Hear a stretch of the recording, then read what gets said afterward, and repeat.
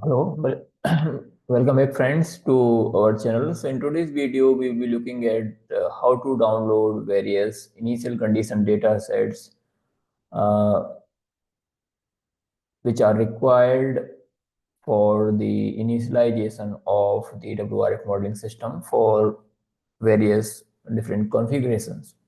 So as we have started or as we have discussed in the previous video, we have to start just with the typing WRF in your browser and go to the first page of first link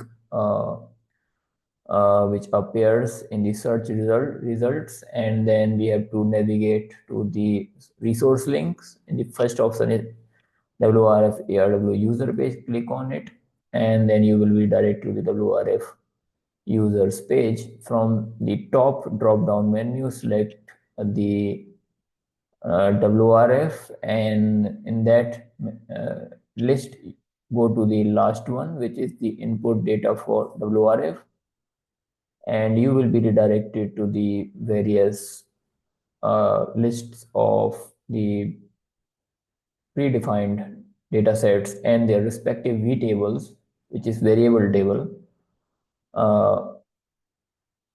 corresponding to those data sets.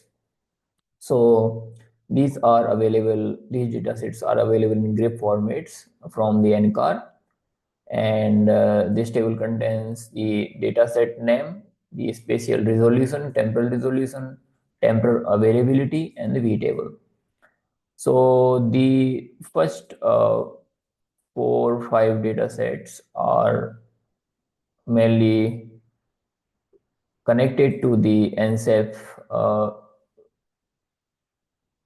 dataset. So the first one is the NCEP final analysis, which is GFS FNL, which is at 2.5 degree, temporal resolution in 12 hourly, and it is available from 1997 to 2007. And then we have the final reanalysis, uh, which is version 2 with 1 degree resolution, spatially, and 6 hourly temporal resolution, which is available from 1999 to current. And then we have the final analysis, which is NCEP-GDAS, which is having 0.25 degree resolution, 6 hourly temporal resolution, which is available from 2015 to current, which also uses the variable table for GFS. If you click on the V table, you may find definition of the various parameters, label, and name, med units, and various other definitions, and you need to change these corresponding to your data set. Yeah. So this is the description for med-grid, the med-grid name, and these are the from level 1 to level 2. This uses the name of the variable. So these are the grep 1 parameter for different variables. Yeah. So if you want forecast, so these the first 3 are the reanalysis data set, and the fourth one is the NCEP-GFS forecast at 0.25 degree and 3 hourly resolution up to 2000 to 240 hours of forecast, and then 12 hourly up to 384 hours of forecast. So this forecast data is available from 2015 onwards, and before that, I'm not sure whether it is available in the compatible format. So I don't, for forecast beyond to 2015, you can use this as handcast or to generate future forecast if the forecast is available from the current date to the future. Then we have the other reanalysis products, which are NCEP reanalysis, NCEP climate forecast system, CFSR, CFS-V2, which also uses different V tables. Then we have ECMWF operational model reanalysis, And similarly, you can, these are the mesoscale,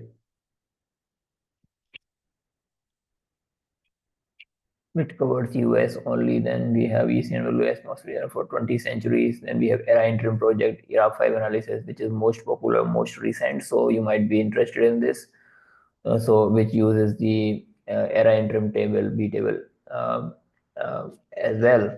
So I don't think there is any problem. So for real-time data set, which is most recent forecast for example, if I want to do a forecast for next 36 hour or next 7 to 15 days, then we have to use the most recent forecast to achieve that particular objective.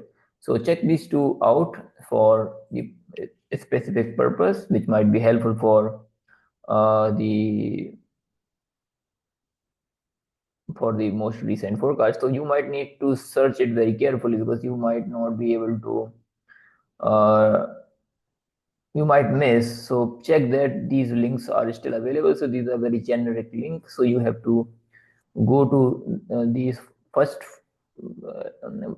uh, initials and then try to find out which is the most recent date corresponding to your desired simulation or forecast interval. So check it out and that will be helpful. So I guess this is all about the various before I end, let me give you for example, let me give you an example how to download it. So for example, if I want to download the NCEP-GFS FNL data, so click on this and then you will be redirected to the main page of NCEP dataset. Then go to the data access and you might need to sign in before you can download. So there are two options. So depending on your date, you can choose page development. Then you can choose file list or file search, whichever fits for you. So it will list all files, and if you go to the file list, file search, you can search various different variables. So let's go to get a subset, get a converted file. You have various options. So we can choose file listing. And for example, if I want 2026 most recent data, then you can have this here. So you can just apply a filter or you can just select from all the index here. And yeah, you can use various options. Shell script, Python script, or whatever you want. If you Python script, you can just download this Python script, and you can simply run this, and this will download the relevant data sets. Yeah, so I'm sorry. So yeah, so you can do this for other data sets as well. For example, for ERA5, you need to go similar way. There are two type of data set. First of pressure level, and then you will have to check for the surface level. So check which works best for you, or yeah. So these are these surface level,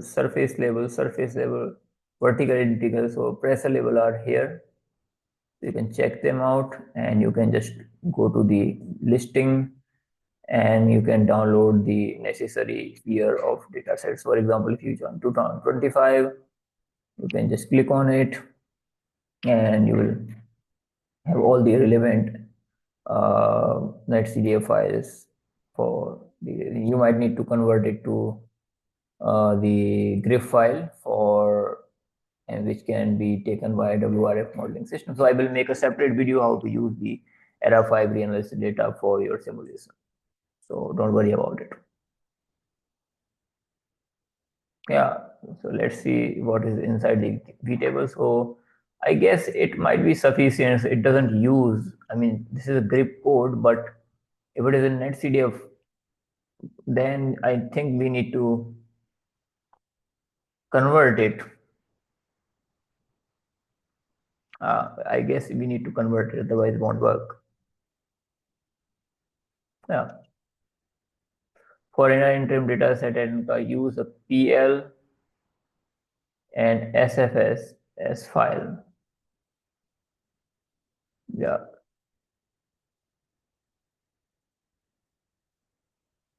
So it is little complex.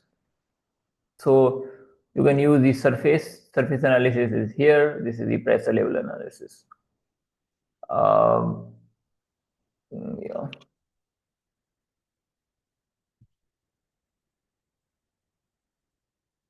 Yeah, so I guess this might be sufficient for the description of initial data download, initial condition data download, and the process through which we have to use, how we will be using these data set for particular simulation, that will be covered in different lecture. I guess it is already a long video. So let's split into the different parts. Hope it might be useful for your simulation, and the rest of the things we will be covering in the next video. Thank you very much for watching. I will see you in the next video then. Bye bye and take care.